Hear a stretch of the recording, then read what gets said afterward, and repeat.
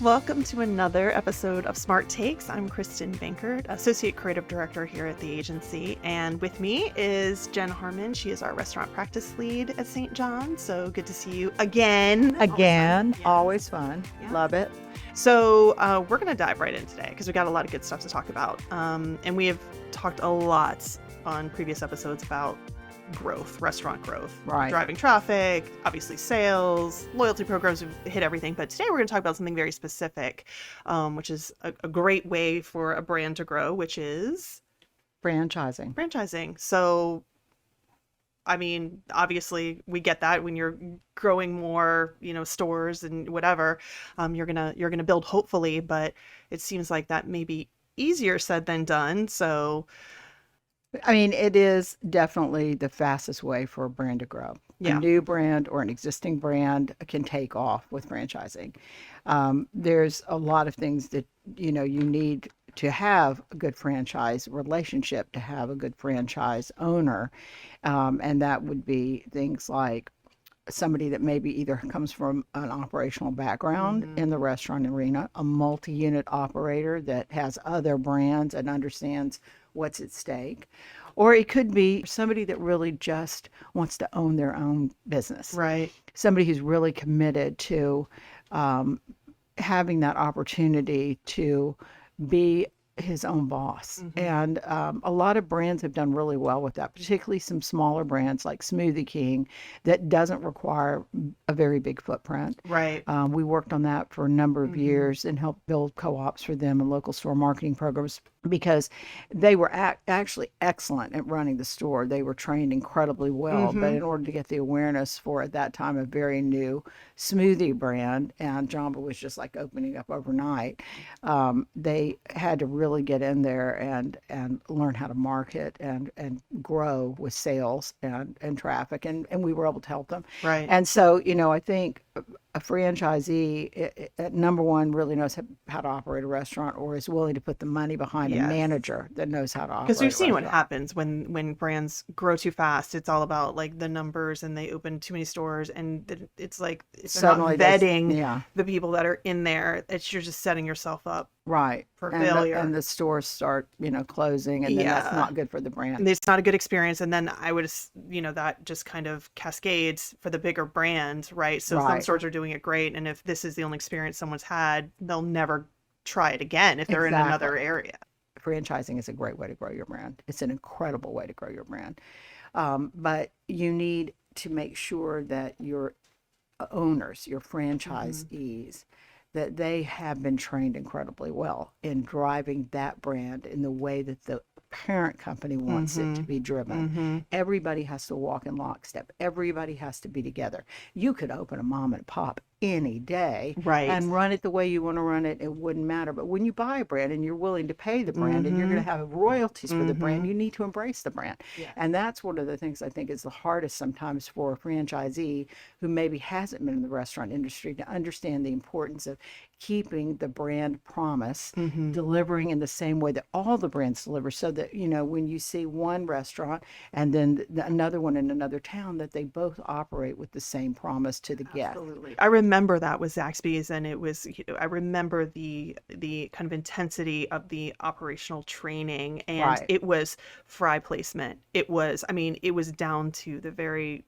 specifics, the way the plate presented. And Right. it's easy to kind of laugh at that or think that's like, Nothing. well, Yeah. or too much. Right. But people love consistency. That's what keeps them going back and going to that restaurant in another city or whatever, telling someone else about it, because they know what they're going to get and they know it's going to be Right. exceptional. And that was their thing, was encore experiences, and that's how they did it from the very beginning. They were Exactly. in that kitchen, and if it was wrong, you're doing it again.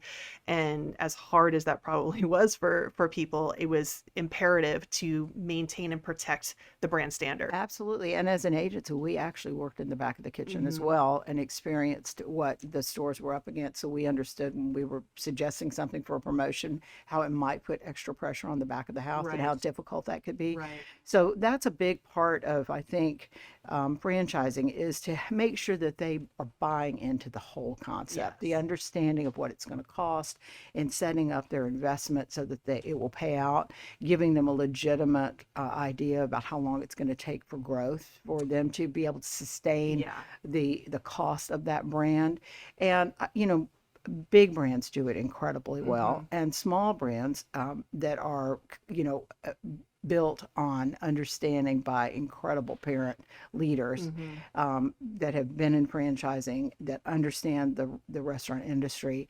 You can buy into those brands with pretty much confidence that you have a roadmap For to be sure. successful. Yes. Franchising definitely is for even the owner of the franchise, the franchise, a single franchise. The opportunity for them to grow is also own multiple franchises. Right. So they could have four of the same Hmm. stores in a brand. They could have multi brands, but it's usually easier until you really are comfortable with Hmm. operations to buy more brands, more stores within one brand. So you already know what's required. You understand how to train in the back of the house. You know the equipment. You know your Right. investment.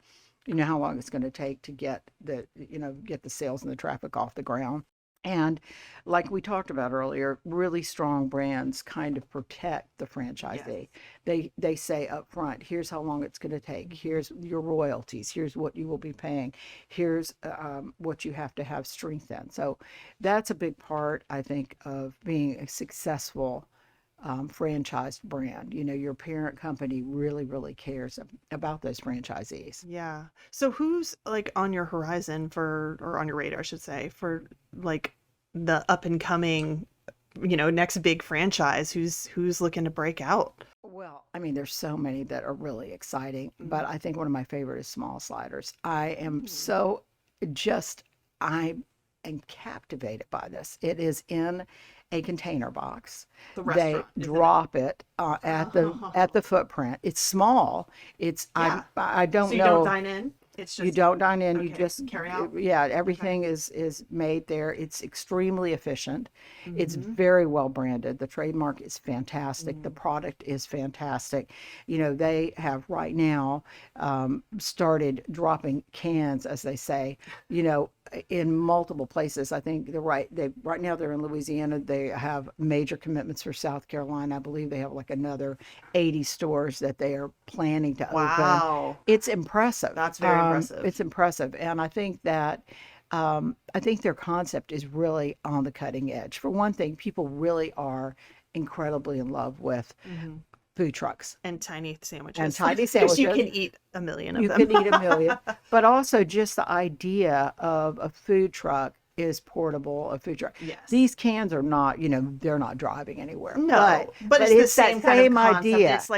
It's a contained little experience, which is Exactly. very cool. And where did they start? They started in Louisiana and they're getting ready to open in South Carolina, and they have a projection of 80 to 90 more stores opening. They have commitments for that. Wow. So I think the speed with which they're growing is fantastic because operationally it's not super hard. They're very Right. consistent and focused on sliders.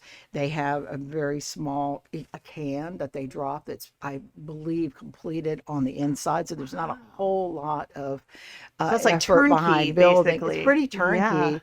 They're doing a really good job, in my opinion, of getting the word out that they're coming to the market, of like Hmm. getting the expectation, building almost the need for it. We've looked at a lot of brands before, and scarcity always has a Hmm. huge way of driving business. People are super excited when something you can't get at very many places, Oh my gosh, and you yes. start hearing about Yes. it and you want to try it. And I think that Small Sliders is doing that by talking about where they're going to open and when they're going to open way Hmm. before they open. I always laugh with Buc-ee's because Buc-ee's is, that gas Yeah. station department Oh, store. it's more than I was gonna say. Isn't it experience. It's a It is. ball. It is an experience. And, they let people know that they're coming. Sometimes, they'll say the next Bucky's 287 miles away. And it just gets you, you get possibly or not going to possibly drive that Right. far. Or maybe you will, but probably unlikely. But it sure builds the brand awareness. It builds the excitement about it coming Yeah. and builds excitement when you do see one. I've got to try it. I've been seeing these signs. Right. So I think Small Sliders is doing a great job in getting people their appetites whetted for it Yes. and getting excited about it. I do think their footprint is small. I'm sure they're vetting their franchisees, and I have no doubt that the franchisees are probably committing to multiple units and not just Sure. one. I Why would. not? Exactly. So, they're going to grow very fast, and then they'll just have to make sure they've committed to the promise that the franchisee is not acting like a mom and pop, that they live within the plan of the brand and the tenets of the brand and deliver exactly what the brand is promising, so that as they continue to grow, wherever you go, you'll always have that same incredible experience with that same great product. Right. And it'll really get people excited. So they're Okay. definitely one of Writing those. them on my list. They're very exciting. Another one that I would say is always intriguing to me is Focus Brands. Focus Brands franchises. It has so many franchises, and they're often located in malls or airports or in strip centers, in line, shopping centers. They don't have to commit to much space, and they have incredible products that just by the smell of Annie Ann's pretzels, people come running.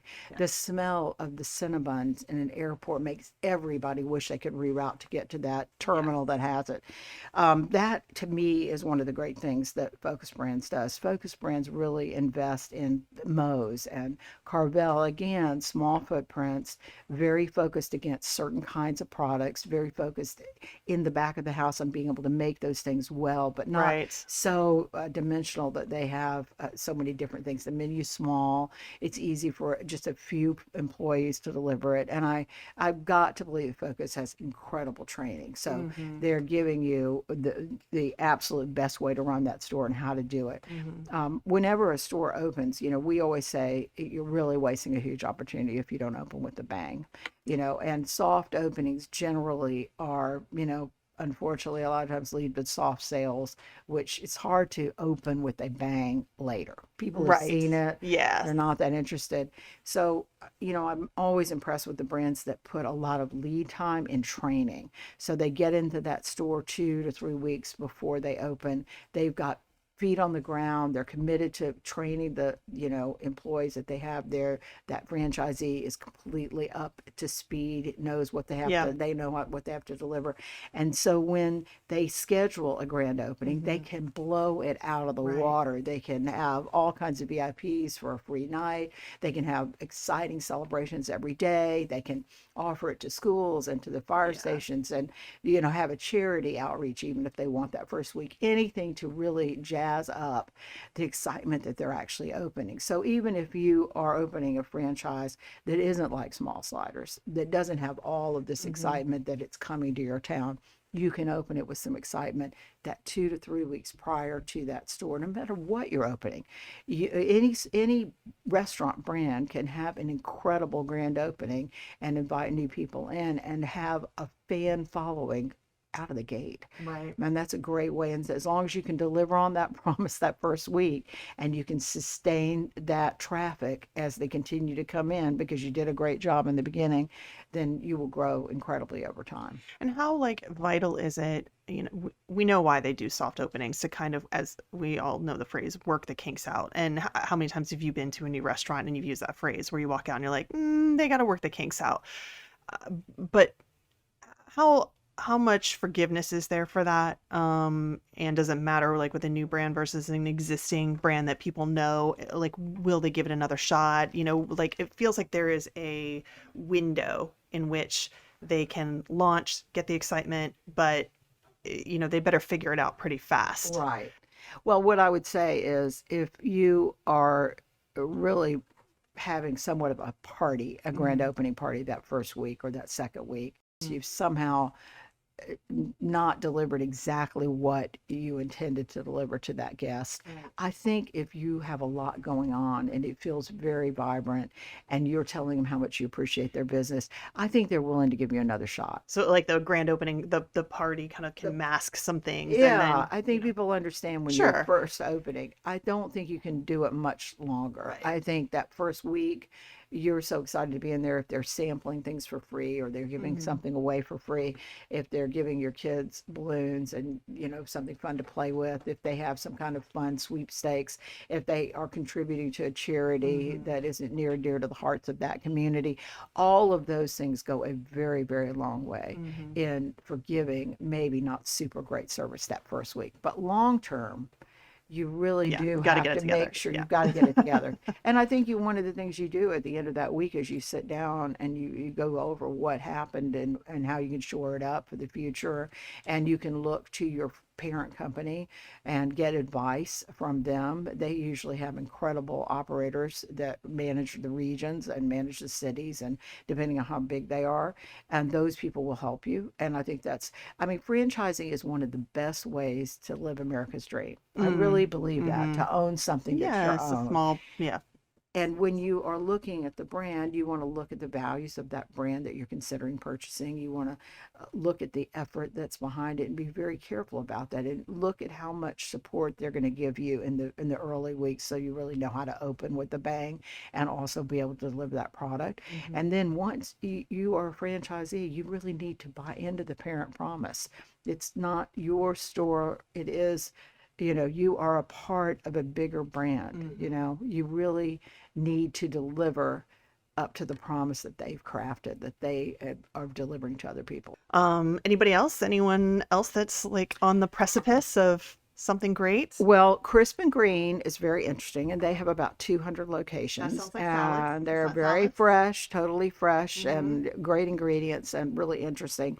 And the Dave's Hot Chicken out of LA is really all Mm. over media, social media particularly, with 170 locations. Wow. And they sound like, I haven't got to try it, that they have an incredible, incredible product. And we love chicken. Uh-huh. And We know we chicken. know there's lots of room in the competitive arena for great chicken. Yes. And I think they've got a great chicken product. So it'll be interesting to see what happens. I haven't tried them yet, but I'm going to try them. Delicious. And they're great. But they're also, any of our brands that we've loved for years are also super amazing. I mean, Zaxby's is still franchising.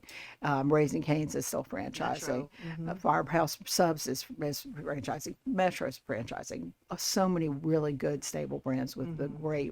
a great platform are delivering new stores in all of your favorite places. Well, I'm now hoping that I will get a wait, what was the chicken? The Dave's Hot Dave's Chicken. hot chicken Yes. and small sliders. Oh yeah. Jacksonville I know we got a Beach hope. I love that. specifically. I love that. Well, it was always good to talk to you about this. Thank you for giving us your insight on franchising and how to do it well and right and smart and successfully. Well, I'm just excited about franchising and certain franchises coming to my area too. So it's Exactly. exciting. Well, it's great to talk to you. You as well. Until next time. All right. Bye. Thanks. Bye.